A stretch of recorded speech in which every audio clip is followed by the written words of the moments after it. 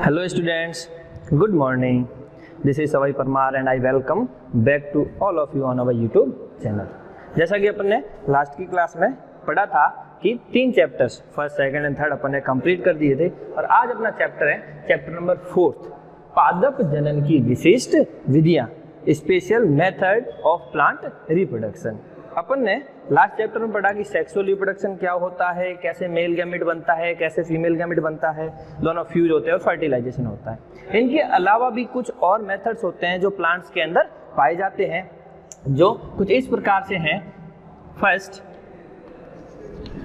असंगजनन, जिसे अपोमिक्सिस कहते हैं। सेकेंड, अनिषेक बीजता, जिसे एगेमोस्पर्मी कहा जाता है। थर्ड, सूक्ष्म प्रवर्धन, जिसे माइक्रो प्रोपेगेशन कहा जाता है। एंड द फोर्थ इज कायिक प्रवर्धन, या जिसे वेजिटेटिव प्रोपेगेशन कहते हैं। वेजिटेटिव प्रोपेगेशन कहते हैं। असंगजनन एपोमिक्सिस क्या होता है ये आज अपन पढ़ेंगे। अनिषेक बीजता या अगेमोस्पर्मी, जैसा कि अपन फर्स्ट चैप्टर में भी इसके बारे में पढ़ चुके हैं, नाम से स्पष्ट है, एगेमोस्पर्मी। अनिषेक बीजता यानी कि बिना निषेचन के बीज का निर्माण होना, यानी कि एक ऐसी प्रक्रिया जिसमें अर्धसूत्री विभाजन और युग्मक संलयन नहीं होता है लेकिन बीज का निर्माण हो जाता है, उसे अगेमोस्पर्मी बोलते हैं। सूक्ष्म प्रवर्धन या माइक्रो प्रोपेगेशन, इसे अपन आगे बायोटेक्नोलॉजी में डिटेल में पढ़ेंगे। सूक्ष्म प्रवर्धन क्या होता है ये अपन आगे देखते हैं। कायिक प्रवर्धन जो अपन फर्स्ट चैप्टर में ऑलरेडी डिस्कस कर चुके हैं, तो ये टॉपिक अपन वापस नहीं लेंगे। आज अपन पढ़ते हैं असंगजनन या एपोमिक्सिस क्या है। असंगजनन या एपोमिक्सिस, जैसा कि नाम से स्पष्ट है, ये 2 शब्दों से मिलकर बना होता है, एक तो एपो और दूसरा मिक्सिस। एपो का मतलब नहीं होना, या अपन बिना कह सकते हैं, और मिक्सिस मतलब मिक्स होना, फ्यूज होना, यानी कि एक तो बहुत दूर किससे, फ्यूजन से, यानी कि जिसमें निषेचन की प्रक्रिया नहीं होती, या जिसे अपन कह सकते हैं सिनगेमी की प्रक्रिया नहीं होती। यह जो एपोमिक्सिस है, यह टर्म, ये जो टर्म है, ये जो शब्द है, वो दिया गया था एक साइंटिस्ट था जिसका नाम था हैंस विंकलर। हैंस विंकलर, इस हैंस विंकलर ने इस टर्म को दिया था और इसे डिफाइन भी किया था। इस हैंस विंकलर ने इस एपोमिक्सिस को इस प्रकार से डिफाइन किया कि लैंगिक जनन की विधि का ऐसी विधि द्वारा प्रतिस्थापन जिसमें 2 प्रोसेस, कौन सी, जिसमें निषेचन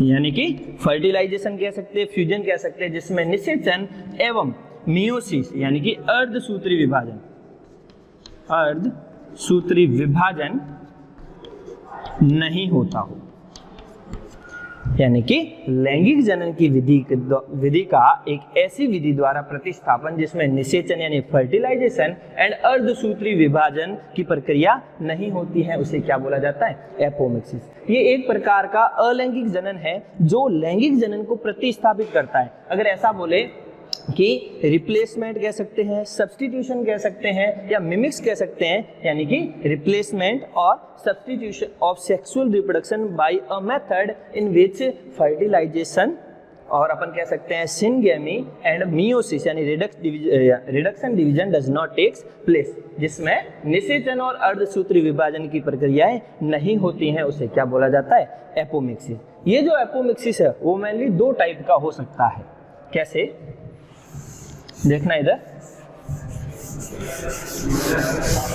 अपन ने क्या बोला कि हैंस विंकलर के अनुसार 1908 या 1908 में हैंस विंकलर ने इसको इस प्रकार से डिफाइन किया कि लैंगिक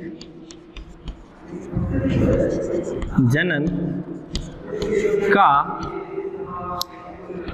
ऐसी विधि द्वारा प्रतिस्थापन या सब्स्टिट्यूशन जिसमें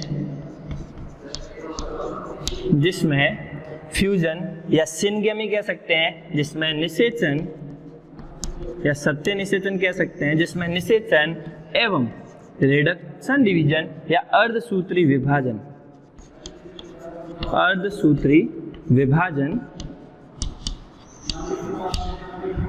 न हो, उसे क्या बोला जाता है? असंजनन या एपोमिक्सिस बोला जाता है। ये जो एपोमिक्सिस है ये मेनली दो टाइप से हो सकता है। फर्स्ट, बीजाणुद्भिद असंजनन है, जैसे अपन स्पोरोफाइटिक अपोमिक्सिस कहते हैं। और दूसरा युग्मकोद्भिद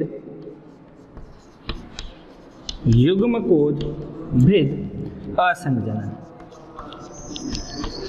जिसे गैमेटोफाइटिक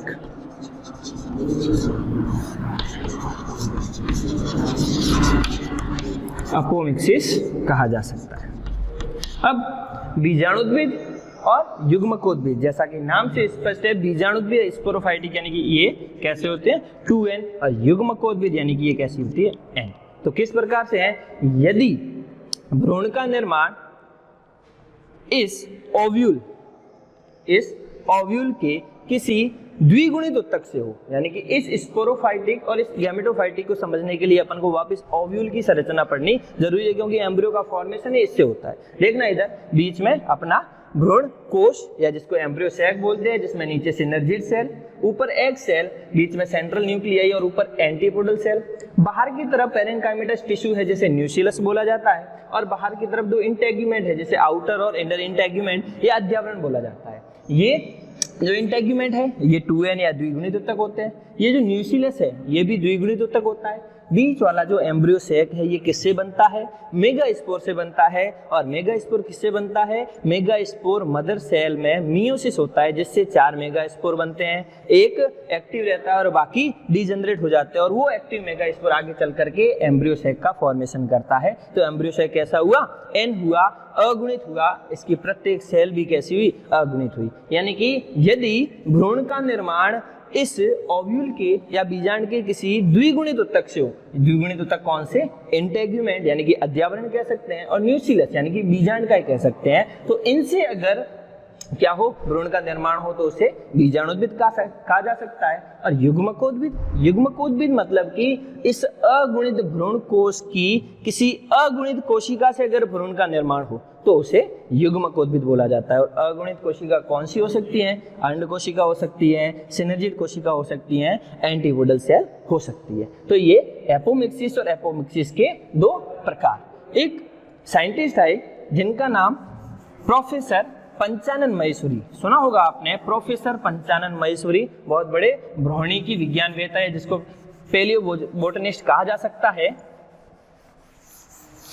जिसको एम्ब्रियोलॉजिस्ट कहा जा सकता है। उन्होंने इसको आगे चल करके 4 भागों में बांटा। किसने बांटा? Professor P Maheshwari. इन्होंने क्या करा? इन्होंने इस असंजनन को 4 भाग में बांटा।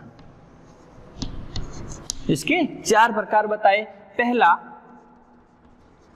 नॉन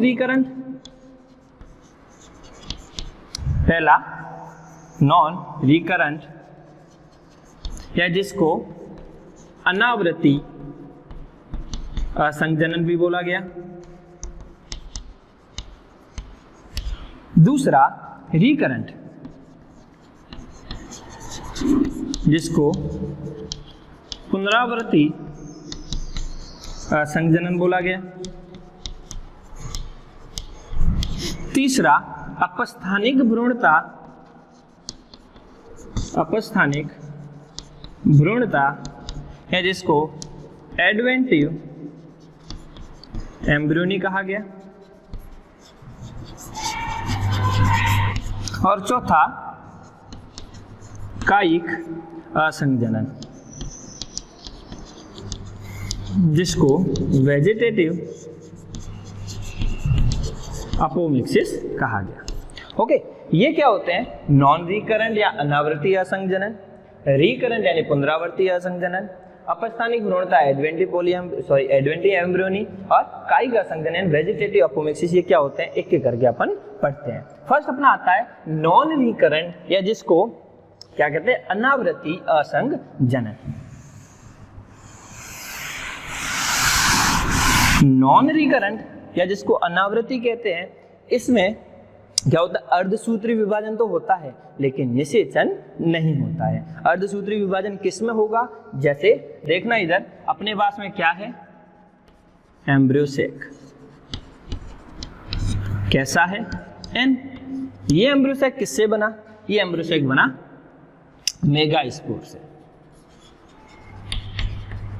मेगास्पोर भी कैसा? एन। ये मेगास्पोर किससे बना? ये मेगास्पोर बना मेगास्पोर मदर सेल से। और ये मेगास्पोर मदर सेल कैसी? 2n। 2n से n बना, यानी कि इसमें रिडक्शन डिवीजन हुआ तब जाके मेगास्पोर बना। आगे चल करके ये मेगास्पोर किससे बनता है? आर्ची स्पोरियल कह सकते हैं, प्रप्रसूतक कह सकते हैं। तो इसको आर्ची स्पोरियम या प्रप्रसूतक, ये ध्यान देना, आगे काम आएगी। तो नॉन रिकरेंट में क्या होता है? नॉन रिकरेंट का मतलब मेगास्पोर मदर सेल या गुरु बीजाणु मात्र कोशिका, उसमें अर्धसूत्री विभाजन से बना अगुणित मेगास्पोर, और अगुणित मेगास्पोर बनाता है अगुणित एम्ब्रियो सेक। यानी कि गुरु बीजाणु मात्र कोशिका में अर्धसूत्री विभाजन से अगुणित भ्रूण कोश की कोई भी अगुणित कोशिका आगे चल करके अगर भ्रूण का निर्माण करती है तो उसे नॉन रिकरेंट बोला जाता है। यानी कि इसमें अर्धसूत्री विभाजन होता है जिससे अगुणित भ्रूण का निर्माण होता है। कैसे? ये अगुणित भ्रूण कोश, इसकी कोई भी अगुणित कोशिका। तो इस आधार पर अपन भी इसको दो टाइप में कर सकते हैं, या तो अगुणित कोशिका अंड कोशिका हो, या अगुणित कोशिका सिनर्जिड कोशिका या एंटीपोडल सेल हो। यानी अगर अगुणित भ्रूण कोश की अगुणित अंड कोशिका से आगे चल करके भ्रूण का निर्माण हो तो इस प्रोसेस को बोला जाता है अगुणित अनिषेक जनन। अनिषेक जनन, या जैसे अपन कह सकते हैं हैप्लॉइड पार्थेनोजेनेसिस।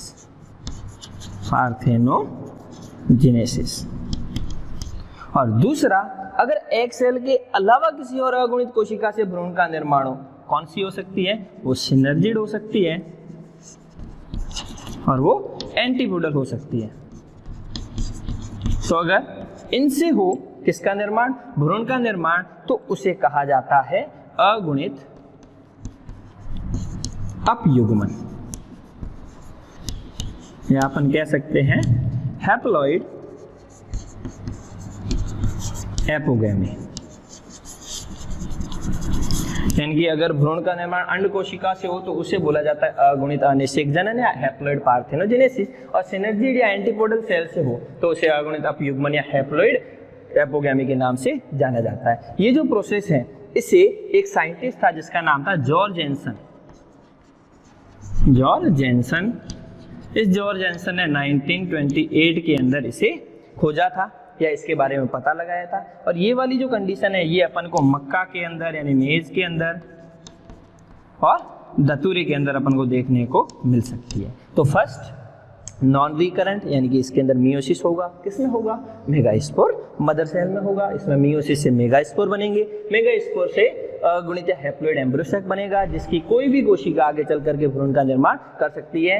एक सेल हो तो उसे हैप्लॉइड पार्थेनोजेनेसिस कहा जा सकता है, और सिनर्जिड या एंटीपोडल हो तो उसे हैप्लॉइड एपोगैमी के नाम से जाना जा सकता है। अब अपना सेकंड आता है नॉन रिकरेंट के बाद में रिकरेंट।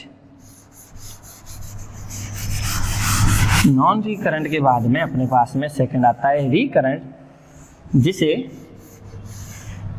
पुनरावृत्ति के नाम से भी जाना जाता है। सेकंड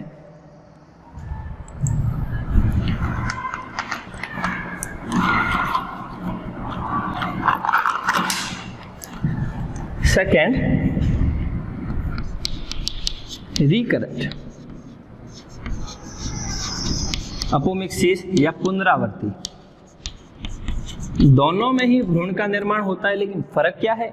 नॉन रिकरेंट में तो मियोसिस हुआ था, इसमें मियोसिस नहीं होगा। अगर मियोसिस नहीं होगा तो मेगास्पोर मदर सेल जो 2n है, मियोसिस नहीं हुआ है, तो आगे चल करके जो एम्ब्रियो सैक है वो भी कैसा होगा? 2n होगा। अगर एम्ब्रियो सैक 2n होगा तो एम्ब्रियो सैक की जो सेल है वो भी कैसी होगी? 2n होगी। एग सेल भी 2n होगी, सिनर्जिड भी 2n होगा। तो देखना इसमें क्या होता है? इसमें मियोसिस या इसमें अपन कह सकते हैं जो अर्धसूत्री विभाजन है,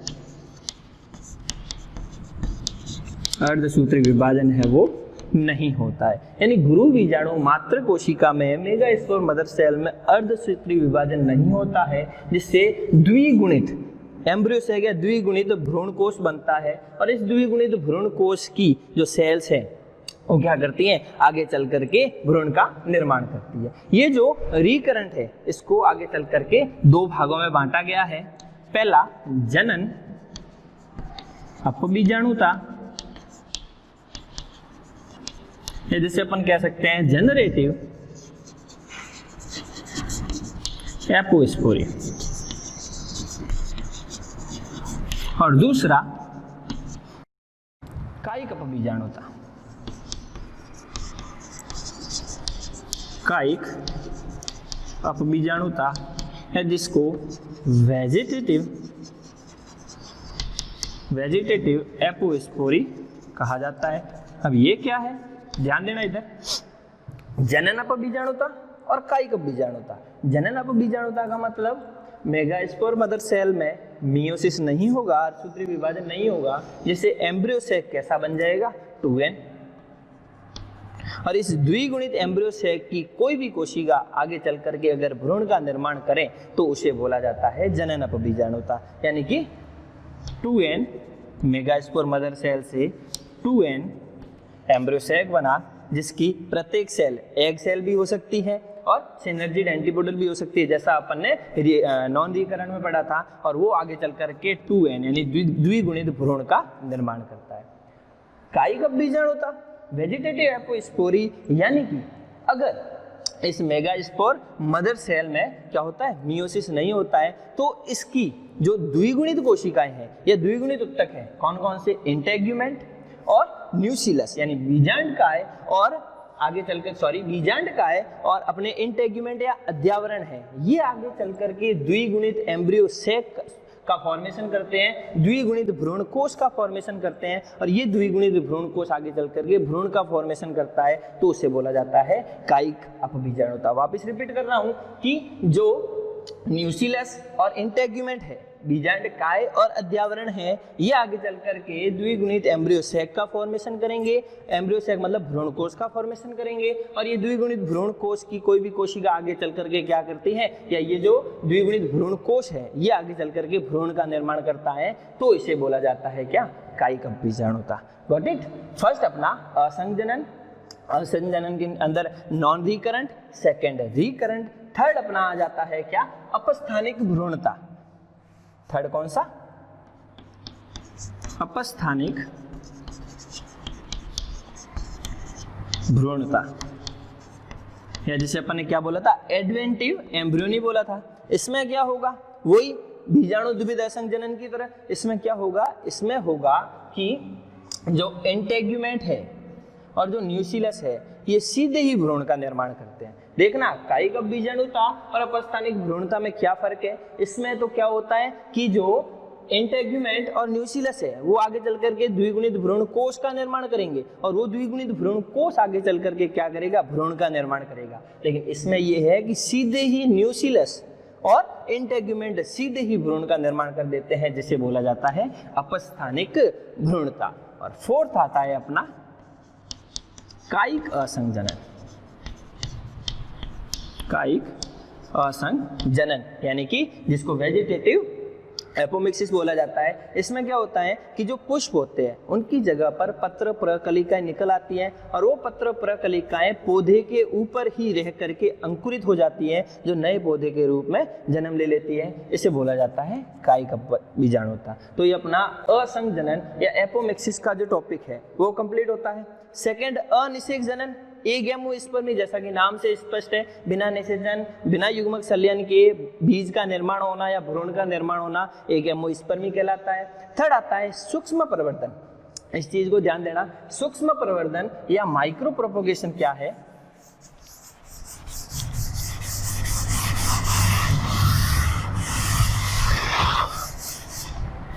थर्ड, सूक्ष्म प्रवर्धन या माइक्रो प्रोपगेशन, इसे आगे अपन बायोटेक्नोलॉजी के जो चैप्टर है उसमें डिटेल में पढ़ेंगे। माइक्रो प्रोपगेशन का मतलब होता है कि पादप के किसी भी, जैसे अपन पादप का जीव द्रव्य ले सकते हैं, अंग ले सकते हैं, उत्तक ले सकते हैं, कोशिका ले सकते हैं, इन सभी को रासायनिक रूप से पृथक कर संवर्धन माध्यम पर, किस पर, एक नया चीज है इसमें, संवर्धन माध्यम या अपन कह सकते हैं कल्चर मीडियम, कल्चर मीडियम।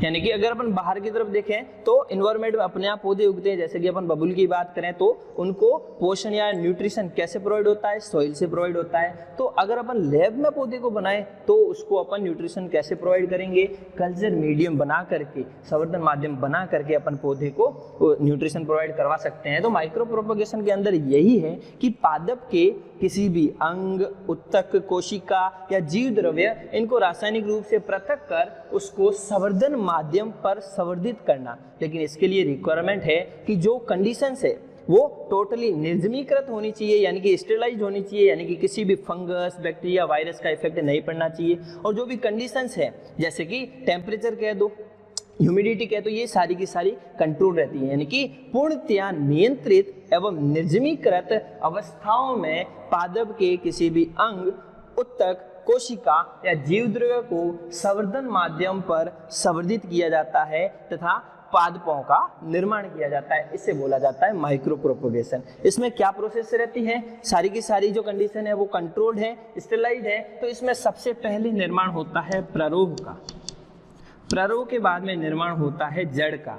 जब जड़ का निर्माण हो जाता है, यानी कि अपना एक पादपक बन जाता है, प्लांटलेट बन जाता है, तो इसको आगे चल करके दृढ़ीकृत और वातानुकूलित कंडीशंस के अंदर बाहर इन्वायरमेंट में रोप दिया जाता है। जिससे क्या होता है, इसमें प्लांट का निर्माण अपन कर सकते हैं। इसका बेनिफिट ये है कि समय कम लगता है, स्पेस कम लगता है और अपन एक ही समय में, यानी कि कम समय में एक पौधे से बहुत सारे पौधे बना सकते हैं। यानी कि कम समय में ज्यादा पादपों का, ज्यादा प्लांट्स का प्रोडक्शन दे सकते हैं। ये इसका मेन बेनिफिट है। इसको डिटेल में अपन आगे नेक्स्ट चैप्टर में बायोटेक्नोलॉजी में पढ़ेंगे।